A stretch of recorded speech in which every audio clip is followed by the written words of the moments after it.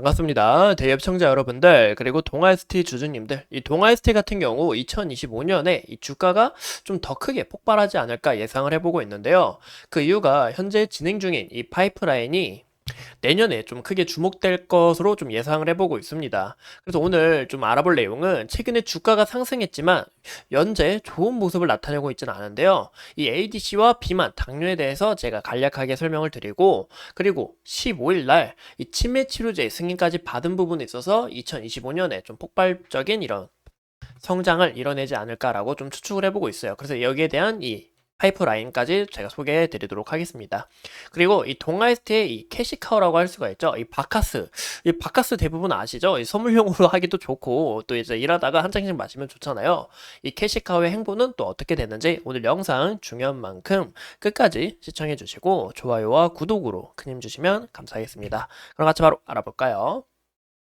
이 동아이티 같은 경우 이제 이 최근 모습을 보신다면 이 주가가 크게 올랐던 이유가 이 AD 시장, 이 차세대 항암제로 좀 크게 주목이 됐었고 또 비만과 당뇨 관련해서 미국의 이 일라이 릴리와 그리고 노보노디스크가 주목을 받고 이 비만과 당뇨 약을 현재 진행 중인 이 동아이티 또한 좀 수혜를 받은 모습을 우리가 확인해 볼 수가 있습니다. 이런 신약에 있어서 좀 주가의 모멘텀이 된 만큼 이렇게 긍정적인 작용을 했는데요. 하지만 현재 이 추세가 어느 정도 깨지고 좀 좋지 않은 모습을 나타내고 있다라고 좀 보고 있어요. 근데 제가 여러분들에게 좀 강조드려서 말씀을 드리고 싶은 거는 이 ADC와 비만, 당뇨는 이 잠깐 좀 떴다가 끝나는 게 아니라 이 지속적으로 좀 주목될 가능성이 높다라는 부분입니다. 그 이유가 5월 31일부터 이제 6월 4일 날 좀 얼마 남지 않았죠. 이 아스코라는 이 세계 3대 항암 학회가 또 열리게 되고 그럼 이 ADC는 다시 재차 주목이 될 수밖에 없다라고 저는 예상을 해보고 있습니다. 그렇기 때문에 아직 재료는 살아있다라고 우리가 좀 참고해 주시면 좋을 것 같고요. 이 동아 ST의 파이프라인이라고 할 수 있는 이 DA4504 또한 국내 임상 일상을 승인을 받았고 현재 계획을 준비 중에 있기 때문에 여기에 대한 모멘텀이 또 작용할 수 있다는 부분이 좀 중요할 것 같습니다. 또 동아 ST는 이 ADC를 좀 전문적으로 현재 연구하는 이 FTC라는 이 기업 또한 현재 인수를 하면서 이 동아 ST가 이 ADC로 다시 한번 더 크게 주목되지 않을까라고 예상을 해보고 있고요. 또 이제 종속회사의 뉴로볼 파마스티컬스라는 이 기업이 있습니다. 이 기업이 현재 비만 치료제 GLP 계열인 이 DA1726을 현재 진행 중에 있는데요. 이 GLP 같은 경우 이제 비만뿐만이 아니라 또 당뇨로도 당뇨병을 치료하는 데 쓸 수가 있어서 이 비만, 당뇨 양 방면으로 좀 효과가 있다는 것을 참고해 주시면 좋을 것 같아요. 글로벌 임상을 일상을 진행하고 있고 2025년에 이제 상반기쯤에 종료가 좀 예정되어 있기 때문에 이런 부분에서 또 모멘텀으로 작용될 수 있다는 것을 참고해 주시면 좋을 것 같습니다. 그러면 우리가 동아IT 현재 이 파이프라인과 그리고 현재 이 R&D에 대한 계약을 좀 보시면 정말 다양해요. 이암 일상 진행 중에 있고 항암도 1B, 2A 이상 준비 중에 있고 비만도 그리고 치매, 뇌전증, 2세대 성장 호르몬, 건선 치료제까지 이런 부분 굉장히 다양합니다. 이 바이오 같은 기업들은 이 파이프라인도 굉장히 중요하고 또 신약 개발 우리가 어떤 부분을 하고 있는지 굉장히 키포인트가 되잖아요. 왜냐 이런 기대감이 반영이 되면서 주가 상승 포인트가 되니까는 우리가 이런 부분을 좀 참고해 주시면 좋을 것 같아요.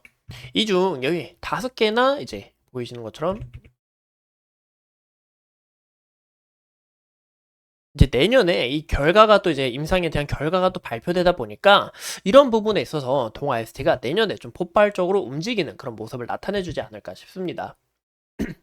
이 동아 ST는 또 15일 날 이 타오 표적 치매 치료제를 현재 DA7504입니다. 임상 1상을 승인했는데요. 근데 이번 임상이 굉장히 좀 중요합니다. 그 이유가 이번 임상으로 통해 이 라이선스 아웃 전략을 좀 준비 중에 있기 때문입니다. 그렇기 때문에 이 기술 이전 계약에 대한 기대감이 또 반영이 될 수 있고 이 대규모 자금이라는 이런 기대감이 더 큰 폭으로 올라갈 수 있다는 거예요. 이제 올해보다는 제가 아까 말씀드린 것처럼 5개 종목 이제 내년에 이 결과가 나올 전망이라고 했죠. 그래서 내년에 이 성과가 좀 가시화될 전망이고 이미 전임상 단계까지 완료를 했기 때문에 임상 1상까지는 좀 무난해 보인다라고 볼 수가 있을 것 같아요. 이 무엇보다 이 자금도 굉장히 좀 탄탄하게 마련을 해놨습니다. 2024년 2월 23일 제 12-1회차 그리고 12-2회차 이 총 800원이라는 이제 금액을 이제 전액 운영 자금으로 쓰고 이 중 100억이 이제 임상 1A, 1B상 치료제에 사용할 예정이기 때문에 이런 부분에서 또 굉장히 이 약이 어떤 성과를 가져올지 기대된다고 볼 수가 있을 것 같아요. 이 무엇보다 2019년에 이 카이스트 치매 DTC 융합 연구단하고 이제 공동개발 연구 개발을 체결했기 때문에 여기에 있어서 좀 긍정적인 소식을 불어주지 않을까라고 예상을 해보고 있습니다. 이 무엇보다 동아 ST 하면 어떤 거예요, 우리가? 바로 이 바카스죠. 저는 이제 바카스는 좀 이제 잘 안 마시긴 하지만 이 바카스 맛젤리는 자주 먹거든요. 이게 굉장히 또 맛있기도 하고. 근데 이번에 이제 동아 ST가 이제 디카페인으로 보시는 것처럼 이제 카페인에 뭐 민감하다면 이제 바카스 디카페인 이 메뉴를 현재 새로 리뉴얼할 준비 중에 있고, 이제 보시면 2022년을 비교했을 때 2023년에는 이 바카스의 매출폭이 줄어들었습니다. 줄어들었는데 그 이유가 이제 해외 매출에 있어서 좀 줄어드는 모습을 우리가 확인해 볼 수 있어요. 하지만 이 내수에서는 큰 폭으로 상승했다. 현재 이 바카스에 대한 인지도 아직 높기도 하고 아직 수요가 많기 때문에 이런 부분에서 큰 탈이 없어 보일 것으로 좀 전망하고 있습니다. 그러면 이 바카스의 이제 바카스가 이제 동아에스트의 이제 캐시카우잖아요. 매출이 줄어들었음에도 보시는 것처럼 이 매출폭은 크게 줄어들지 않은 모습을 우리가 확인해 볼 수가 있는데요. 그 이유가 이 동아에스트의 다양한 의약품, 현재 이 그로트로핀이라는 이 성장 호르몬에 대한 수요가 점차 늘면서 이 매출폭은 바카스와 함께 앞으로 더 큰 폭으로 성장하지 않을까 전망하고 있습니다. 그러니 이제 우리가 동아 ST 이 실적 부분도 더 우상향하는지, 이 파이프라인 어떻게 또 진행을 하고 있는지 이런 부분이 굉장히 중요하다고 볼 수가 있을 것 같아요. 우리가 이제 차트 상황을 함께 보신다면 동아 ST는 좀 약간 단기적인 추세로 봤을 때 이 추세 부분을 이탈했다라는 부분을 우리가 확인해 볼 수가 있을 것 같아요. 이 최근에 ADC 그리고 비만으로 주목을 됐지만 다시 점차 주목이 되면서 주가가 재상승하는 그런 모습을 보여줄 부분은 남아있고, 현재 이 정책 리스크 그리고 고금리와 이 금리가 지속될 거라는 이런 리스크가 있으면서 좀 증시가 좀 조정을 받는 모습이게 좀 주가가 하락했다라고 좀 우리가 참고해 주시면 좋을 것 같습니다. 근데 현재 이 부분에 있어서 주가가 이 하락 추세가 끝나는 부분이 좀 굉장히 중요할 것 같아요. 어느 시점에서 주가가 이제 하락 추세가 끝나고 다시 한 번 더 박스권을 그리다가 이 상승 추세로 전환하는 이런 모습을 좀 그리는 게 이 동아이스의 주가 흐름에 있어서 좀 긍정적인 모습이 되지 않을까라고 예상을 해보고 있어요. 이 무엇보다 동아 ST 같은 경우 우리가 좀 차트를 크게 봤을 때 이 지속적인 저항 구간이었던 구간에서 한번 저항을 맞은 것을 우리가 확인해 볼 수가 있고, 또한 이 지속적으로 저항을 맞는 이유가 우리가 차트를 더 크게 보신다면 이 과거에 매물에 있어서 보시면 거래대금 큰 폭으로 차이가 나죠. 또 주가도 많이 올랐었고요. 이 매물을 현재 소화하는 과정에 있어서 주가가 하락하는 요인이 됐다라고 좀 볼 수가 있을 것 같아요.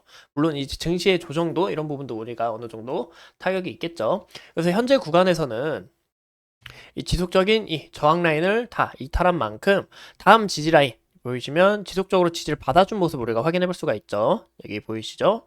그리고 여기도 이 구간이 다음 지지 라인이 돼주지 않을까라고 좀 전망을 하고 있습니다. 무엇보다 이 장기 평선 서서히 올라오면서 어느 정도 좀 받쳐주지 않을까, 기술적 반등이 일어나주지 않을까 예상을 해보이고 있고, 또 여기에 대해 있어서 다양한 이슈가 또 나올 수 있기 때문에 우리가 추가적으로 동아 ST 계속적인 관찰이 필요하다라고 볼 수가 있을 것 같아요.